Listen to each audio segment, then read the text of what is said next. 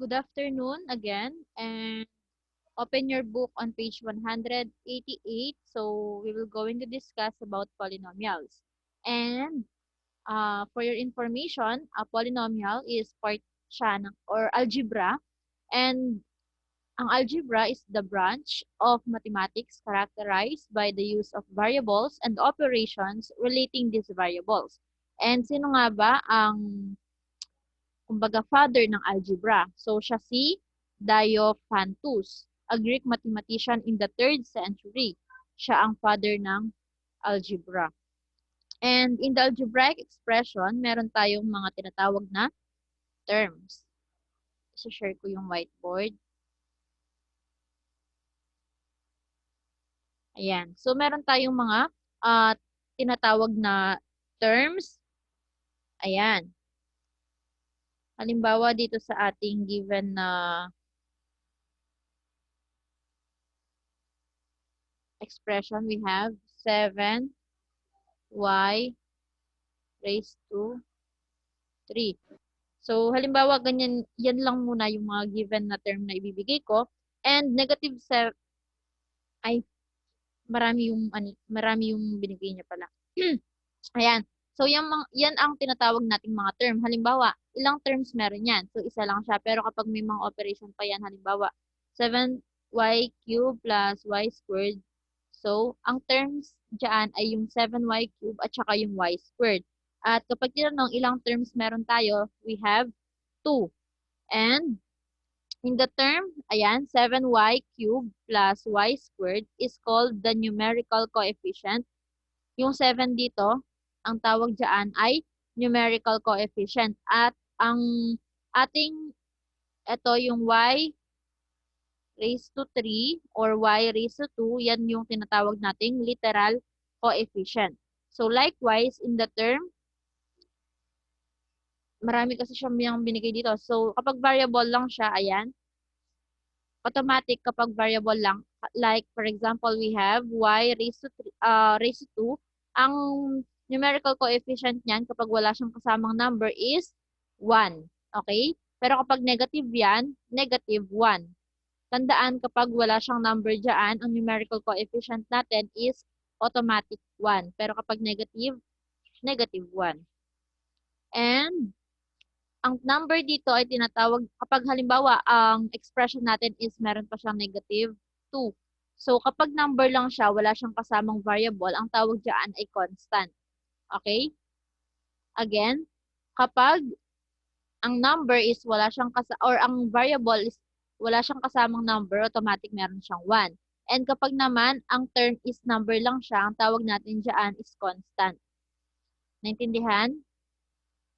Pero kapag magkasama ang number and variable, so ang number dito ang tinatawag nating numerical coefficient. Tapos yung letter lang na ito ay or variable lang na ito ay tinatawag nating literal coefficient. So numerical coefficient is the constant or the number. Ayan, kagaya ng sinabi ko, itong 7 is a number. And literal coefficient is the variable including the exponent. Ito yung kagaya ng sinabi ko sa inyo kanina, yung y squared. We have the variable including the exponent, which is 2. And the word coefficient alone is referred to as the numerical coefficient. In the literal coefficient y squared or y is called the base and the squared is the exponent. Diba tinuruan ko na kayo? Doon sa previous discussion natin, we have in-identify natin yung base and yung exponent. Na kung saan, halimbawa dito sa y squared, ang ating base dito ay y at ang ating exponent ay 2. Clear? Clear ba sa inyo yung mga tawag dyan sa mga given expression natin? Clear na ba? So, pahapyaw lang yung mga yan. And we have here a polynomial is a kind of algebraic expression where each term is a constant, a variable, or a product of a constant and variable has a whole number or non-negative number exponent. So, parang yan. Ito ay tinatawag nating polynomial. And the polynomial can be it's either monomial. Ay, bakit? Pinapa-admit pala. It's either monomial binomial, trinomial, or multinomial. Ayan. So, yan yung apat na, ayan.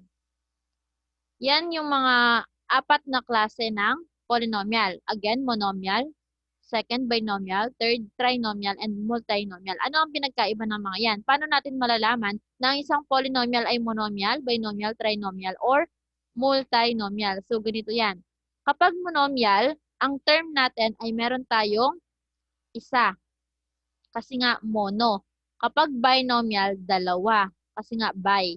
Kapag trinomial, tatlo. Kasi nga tri. At kapag multinomial, ibig sabihin yan, 4 or more. Ayan. 4 or more. Tandaan nyo yung mga terms na yan. We have monomial, binomial, trinomial, and multinomial. And the degree of a polynomial is the highest exponent or the highest sum of exponents of the variables in a term. So, kapag sinabi nating degree, ito yung tinatawag na or ito yung makikita natin na ilan ang degree ng isang polynomial kapag kung ano yung highest na exponent. Halimbawa, meron tayong polynomial na 3x raised to 5 plus x raised to 2 plus 4. So, titingin kayo sa exponent. Kung ano yung exponent na may pinakamataas, dito, siya ang degree. So, ang may pinakamataas na exponent is ito, which is 5. Ibig sabihin, ang degree natin ay 5. Okay? Kung titingnan nyo dyan sa example natin, we have 3y squared plus y minus 10. So, yung pinakamalaking exponent dito is 2. Tama? Kasi yung isa, wala siyang exponent, automatic meron tayong 1. So, mas mataas pa rin si 2. Kaya, ang degree is 2. And next example, we have 4y squared b cubed minus y raised to 4b cubed. So, kapag magkasama yung dalawang variable, so pag-add lang natin yung ating exponent. Like for example, yung example na yan, na 4y squared b cubed. So pag pinag-add ang exponent na ito, we have 2 plus 3, meron lang tayong 5. Hindi kagaya nito, y raised to 4 b cubed. So pag pinag-add natin yan, 4 tsaka 3, we have 7. Kaya ang degree natin ay 7. Clear? Kapag isa lang yung ating variable dyan, per term, gayahin lang natin yung highest exponent. Pero kapag sa isang term, merong dalawa or higit pang variable, pag-add lang natin yung kanilang exponent. Huwag kayong papalito kapag wala siyang exponent, automatic meron tayong ilan yung value ng exponent kapag walang nakalagay? Ha? 1 po. 1. Very good.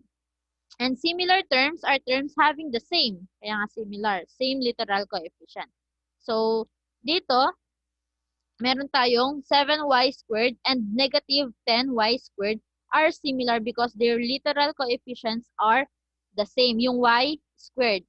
Yung literal coefficient nila, which is yung y squared, pareho. Pero dito, kung papansinin nyo, yung 7y and 10y squared, nakakasunod kayo dyan sa page 189, 7y and 10y squared are not similar. Bakit? Kasi yung literal coefficient nila is hindi naman pareho. Yung isa, y lang siya. Yung isa, y squared. Tama? Next. So, dito, meron tayong mga, dito sa understanding polynomial. So, in 3y raised to 4, anuhin ko lang ulit dito, isulat ko. So, we have 3y raised to 4. Ayan. So, 3 is called, anong tawag dito sa 3? Anong tawag sa 3? Constant po.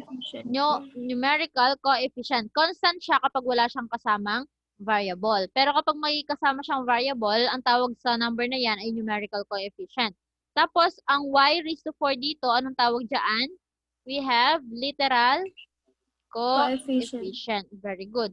And meron tayong polynomial according to its degree. Kanina, di ba, tinuro ko sa inyo, paano nyo malalaman ang degree ng isang polynomial. Yun nga yung highest exponent. So, dito, may mga pangalan sila. Kapag ang ating highest exponent or yung degree mo ay 0, ang tawag sa kanya ay constant. Kasi nga wala siyang kasamang variable.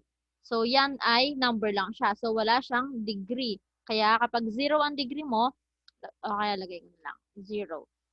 Kapag 0 ang degree mo, ibig sabihin, constant ang tawag dyan. Pero kapag isa ang degree mo, ang tawag dyan ay linear. Kapag naman, dalawa, yan ay quadratic. Tandaan nyo yung mga yan.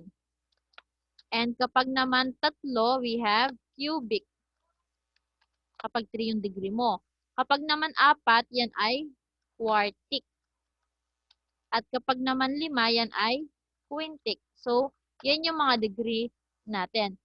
Again, constant, 0 degree. Linear, first degree. Quadratic, second degree or degree 2. Cubic, degree 3. Quartic, degree 4. And quintic, degree 5. So, huwag niyo kakalimutan yung mga yan. And, meron tayo dito, ayan, yung paano mo malalaman kung yan ay polynomial or not polynomial.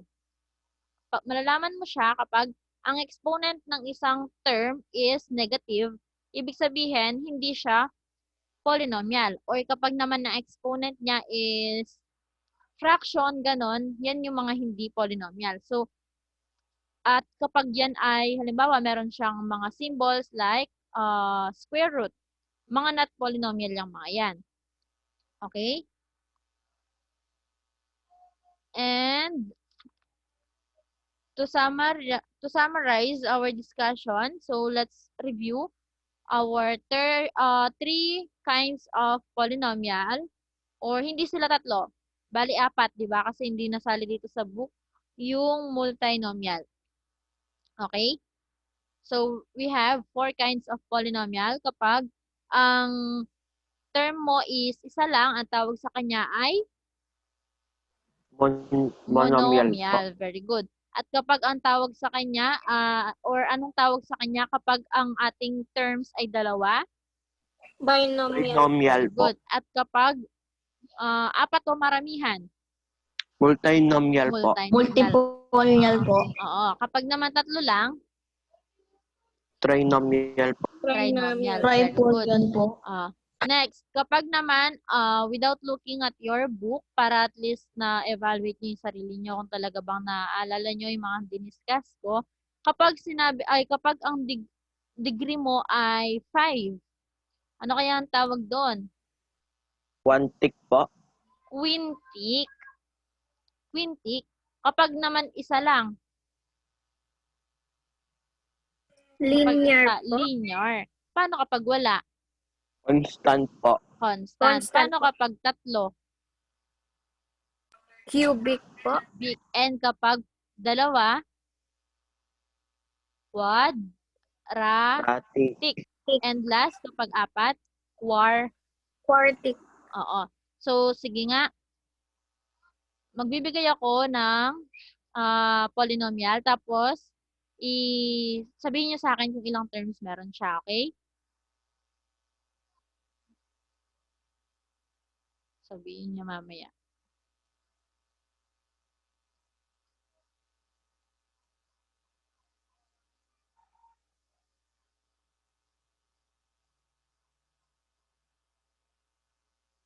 Yan. Ilang terms meron? Paano natin malalaman? Kung ilang terms, bilangin yung, ayan, tingnan nyo yung mga operation. Tapos, siya yung magsa-separate sa mga terms. So, meron tayong 1, 2, 3, 4. So, meron tayong ilang terms? 4 po. O, kapag 4, anong tawag sa kanya? Anong kind of polynomial yan? Yan ay Multinomial po. Quartic po. kapag ang tinatawag, kapag sinasabi is, anong kind of polynomial? Yan yung mga monomial, binomial, trinomial, multinomial. Pero kapag naman ang tinanong ko, anong klaseng polynomial siya according to its degree. Kapag may degree na, yan pa lang yung mga constant, linear, quadratic, yung mga yan. Okay? So, since sinanong ko, ilang terms meron sila? 4. At anong klaseng polynomial siya? So, yan ay multinomial. Okay? Naintindihan ba o nalilito pa? Okay na? Hindi ko po intindihan yung Saan? yung pagkuha po ng degree. Kasi po, yung sa una po hindi po Ah, tayo nag- sa degree anak, tinitignan mo lang yung highest exponent. Pero kapag, ito, since isa-isa lang yung mga, ano yun? Pa-unmute? Ay, pa-mute? So, since ito, isa-isa lang yung mga, variable nila per term, ibig sabihin, kung ano lang yung pinakamataas na exponent, siya lang ang magiging degree mo. So, since dito, ang pinakamataas na exponent is 3, so 3 ang ating degree. At anong tawag doon? Kapag 3, yan ay cubic. Okay? Pero naman, bakit po sa pangalawa nag-add po? ito yon. Kapag maramihan na yung variable. Halimbawa, meron tayong, wait. Meron tayong 3a squared b. Ayan, papansinin mo, dumami na yung ating variable. Naging 2 na yan. Plus 2a b. Ano yung degree mo? So, tignan mo yung exponent nila. So, meron tayo dito sa unang term. Ito yung first term. Ayan. Tapos, second term. So, yung exponent nila, we have 2 and 5. Pag pinag-add mo yan, we have 7. And dito naman, automatic meron yan mga taguan. So, yan ay 2. At anong pinakamataas? We have 7. So, since hindi naman, pag sinabi, anong klaseng polynomial siya, multinomial pa rin siya kasi nga, hindi. Degree na pala ang pinag-uusapan dito. So, kapag tinanong kung anong klaseng polynomial siya, since dalawa lang ang terms natin, yan ay binomial. Pero, since degree ang tinatanong dito, 7 siya. So, sasabihin mo lang degree 7. Okay? Okay po. Kasi hanggang quintic lang tayo, degree 5. Okay? Okay na Yes ba? po. Ayan. So, tandaan kapag isa lang yung ating, ang tawag dito, variable, kung ano lang yung highest na, kaingay naman. Kapag isa lang yung ating variable, so kung ano lang yung pinakamataas na exponent siya ang magiging basehan natin sa degree. Pero kapag dalawa o higit pa, pinag-a-add natin yung kanilang mga exponent. Okay? Nalilito pa ba? Nalilito pa? So, dito, sa ating activity, yung who am I, nakikita ba sa page 191? Sa activity ito, meron tayong mga given expression and sasabihin natin kung anong klaseng polynomial siya. Yun yung monomial ba, binomial, trinomial, or multinomial. And yung degree, kagaya ng sinasabi ko, na titingin kayo sa exponent. And name using the degree, ayan yung sa magbabasehan tayo dyan, yung sa constant, linear, quadratic, cubic, quartic, and quintic. Okay?